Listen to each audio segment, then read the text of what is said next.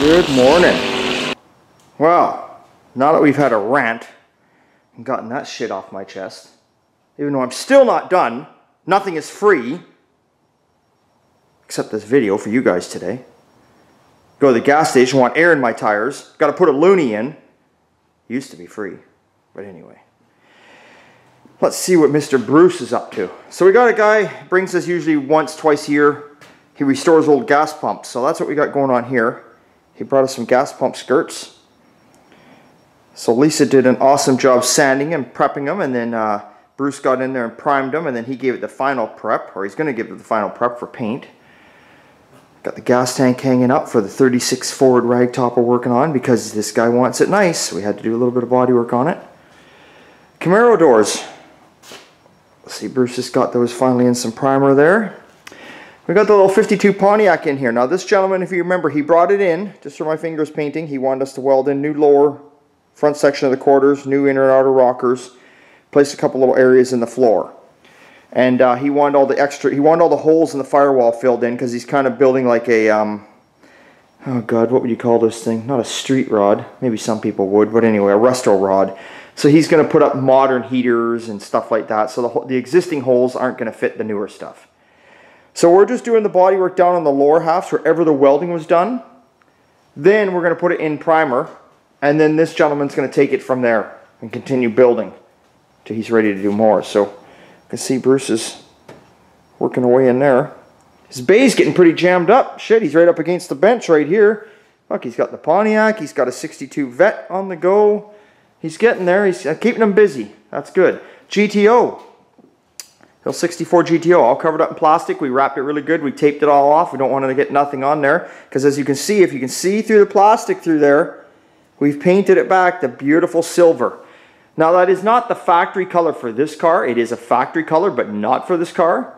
It was a different color. It was more of a, I don't even know what you want to call it. But anyway, it was just a beigey kind of color. So he wanted the silver. He thought it looked a lot better. So we got in there, we got the firewall painted. You can kind of see through the plastic. The door jambs are all done. All the jambs, all the areas, everything that's in behind shit has been painted. So what we're waiting on now is we're waiting on myself to get the 36 Ford off the hoist because we're going to put this thing up on the hoist and we're going to get it ready to go on its frame again. So let's go take a look over in my bays and see what's going on over there. Okay. Oh, and the Camaro. Here we go. It's kind of dark out this morning still. Well, 77 Camaro. I was in here yesterday, actually for the last couple of days. I don't know if you can see it. I was running all the brake lines. I bought all the brake line kit for this car. It's a nice kit. The brake line kit was nice. Let's get the lights on over here. Fuck. It's too dark. There we go. There we go. So yeah, so the kits come already pre-bent and pre-done. Right now I'm just working, as you see, I'm working on all this vacuum line shit where it goes. But anyway, yeah, I got all the brake lines on. The gas lines were a little different story. They're down in here. There they are down in there. You can see the fuel lines and the return lines. They were a little different story. Because they're long, they give them to you and they're kind of bent up in a big circle. Of course, you're trying to bend them back so they fit they fit nice, they fit proper. And it's not like it's a huge job, but they can be a bit of a hassle. I didn't bring the key out here, but Chris has been working away here on the cab over that's been here for a lifetime, it seems like. But every time we dig further and further into this truck, we find more and more things wrong with it.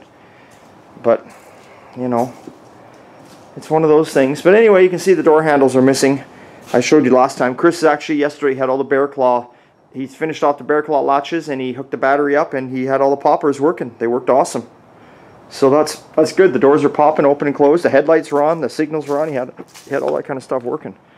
Okay, let's go back in the shop. At least it ain't raining today. Okay, so the GTO frame obviously still sitting here. There's the 36.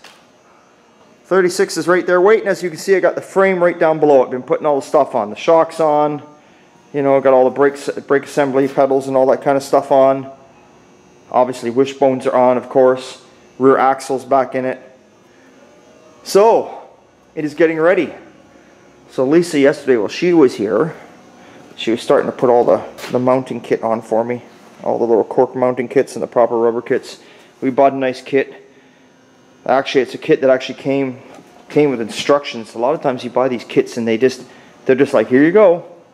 But this one actually came, this actually came with some nice paper instructions to show you where everything goes. So that's awesome. Yeah. So that's what's going on there. Now, for you people trying to put, if you ever take one of these apart, do you see the, you see your leaf spring in here? And it's just held on here in the ends with your shackles on either side. You can see it over there. But when you take that leaf spring out, that leaf spring all of a sudden just goes broop, like that. And you're thinking, holy God, how am I going to get back that back in there? I'm going to have at least 3 or 4 300-pound guys sit on the frame. But then I'm not going to be able to get in there because they're going to be in the way. And if I do get in there, they're liable probably to fart on me or something. And I'll die. Worse than I'd die if the spring was to hit me. So, we came up with this little tool, which I'm not saying we are the true inventors of. Somebody else has invented it sooner, but Elisa found this, and her and I made this together. It's a piece of tubing with some good heavy-duty inch ready rod in there, 3/4, and you can see I've shaved the ends down to a point.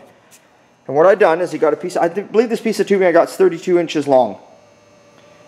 Okay? And the ready rod is 36 inches long. So it sticks out 4 inches on either side. When you push both, when you push this end and this end, when you back the nuts off and push them in, they stick out 4 inches on either side long. And what this does, it's kind of hard to show you guys without this being up on the hoist. But what this does, if you can visualize, watch the camera, even though I'm doing a shitty job filming, it would go up underneath the eyes of your leaf spring, right?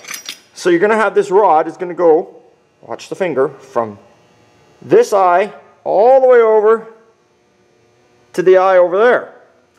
Then what you're going to do is you're going to slowly turn your nuts out, which is going to force the ready rod out, right? The ready rod's going to go like that one way and go like that the other way. It's going to force it out, which is going to force the spring out, and there you go. It's going to bolt right up. So there you go, cheap tool you can make yourself at home for putting leaf springs in. You know, make sure you get the ends down to a good point. Make sure you get yourself some good heavy stock ready rod, not the cheap shit. You know? And make sure you get a good thick diameter wall tubing too. I don't know if you can see what we've got here, but you can see, like, there we go. And like I say, that's it. That is it. So there's the trick of the day.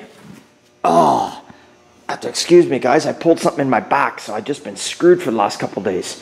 I can barely get up and down. Okay, well, that's the trick of the day. There you go. So all you guys out there watching, there's a little tool you can make. So hopefully you understood that. Like I say, I'm not the greatest at doing these how-to videos, but I try and throw something out there for you guys. Something to give you guys a helping hand. So that's what's going on. Thanks a lot to all you guys that have supported us with the Carried Away t-shirts. We still got plenty more left. Proceeds are going towards Terry's car. I know you're probably sitting out there, like I say, I keep you guys updated. You're probably like, we only saw the one video, Rick, of his car, and that was it. It's nearly Christmas time. And I am buying parts for the cars, what I'm doing right now. There's no point me with my own projects ripped apart and all the customer cars ripped apart to rip Terry's car all apart and not have the parts here to put it together anyway. That would just be pointless. And that's how things get lost. There's another tip of the day. If you're not ready to do it yet, don't rip it apart, because you're going to end up losing all the shit anyway, probably. Okay? What else can I tell you? Here's another tip of the day. Have you got yourself an old piece of pegboard out there? Even if it's just a little piece. Get yourself a little piece of pegboard. I'm not saying go buy it, because we can do this of anything. You can take a box and punch holes in it. But what I'm saying is, if you got a piece of pegboard, it's awesome. If you got a leftover piece when you're doing your garage or whatever, don't throw it out. I hung on to mine. I set it up on like a little stand or whatever I want, or I set it on a box. It's good for putting all your nuts and bolts in, because it's already got the holes pre-drilled in it for when you want to paint them. You know? Or, like I say, if you don't got a piece, just grab a box, obviously, bang some holes in it, or grab a piece of wood, drill some holes in it, whatever you got to do. But if you got a piece of pegboard and you're about to chuck it right now, hang on to it, because it could come in handy for that. So there's another tip of the day. 3 things for free. Holy shit. Anyway, remember, it's always a good time at Old Time. Plenty of t-shirts left for Carried Away. Good shirts for Christmas time, ladies, for your men out there. Always a good time. Thanks for subscribing. See you next time. That's it.